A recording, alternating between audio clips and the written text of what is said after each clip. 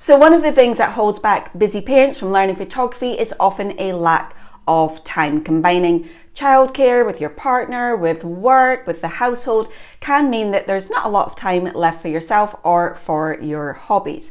But as I firmly believe that we are actually better parents and better partners when we take time for ourselves, today I want to share with you some ways that you can find time in your day for learning photography, but then most importantly, make the most of that time. Because if there is one thing that I want you to take away from today, it is this: time is a finite resource. You can never get any more of it. So you want to make sure that any time that you are spending learning photography is as productive as possible. It also has the added benefit of making sure that you can take the photographs that you want quicker. And if you are photographing your children, they are growing up, that time is marching on. We can't pause that, but we can learn photography quickly so that we can capture those images that will speak to us in years to come.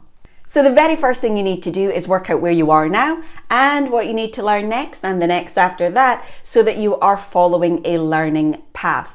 Otherwise, you're going to find yourself Googling it and YouTubing it and being distracted by that cute dog video or maybe even simply practicing photography, but not actually moving forward, or at least not as quickly as you would like. So I do want you to get really granular here, and I want you to map out a learning curriculum for yourself. Now, if you are an Auto to Awesome student, this has already been done for you. We have everything laid out for you step by step by step, along with your homework and everything that you need.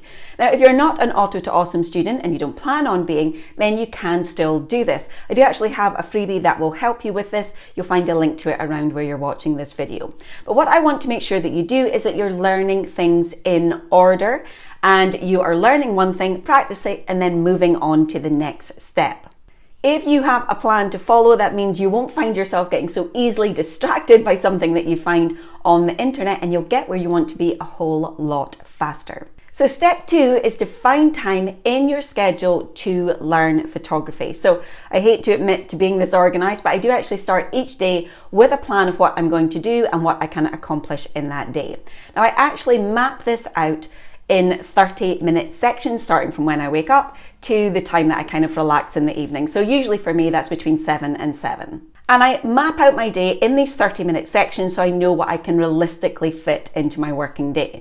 Now, I don't always stick to it 100%, but I have found it's been really helpful to have this guideline to work to, and also so I can see where my time sucks are.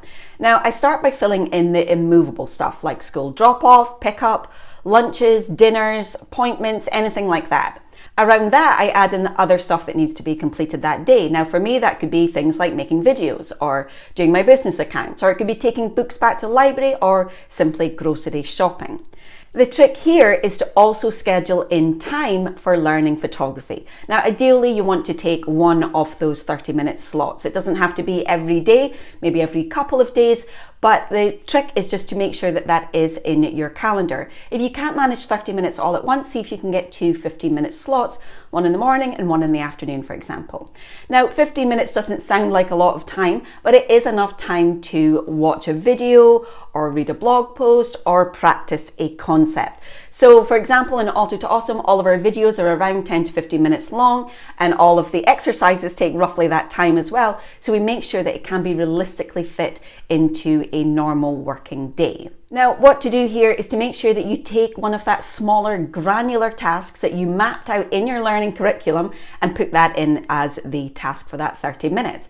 That way, you're not going to randomly learn things or randomly practice during your 30-minute slot. You're going to get right to it. So I want you to write in something like practice shutter speed or watch video on aperture and depth of field, so that you know exactly what you're going to be doing within that 30 minutes. So if you really can't spare too many of these 30-minute sessions, try to think about ways that you can incorporate photography into your daily life.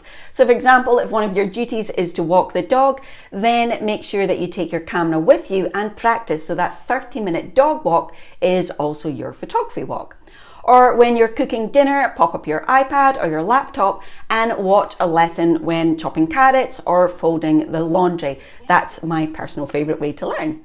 If your kids are painting, take photos of the activity. Use that time to practice a certain skill, concept, for example, different light directions, shutter speed, or compositions. So if you're ready to take control of your time and put it to the best use for learning photography, be sure to download that free 90-day photography learning blueprint guide. You will find a link to it around where you're watching this video. Thanks so much for watching. I hope you enjoyed it, and I'll see you again next week. Bye for now.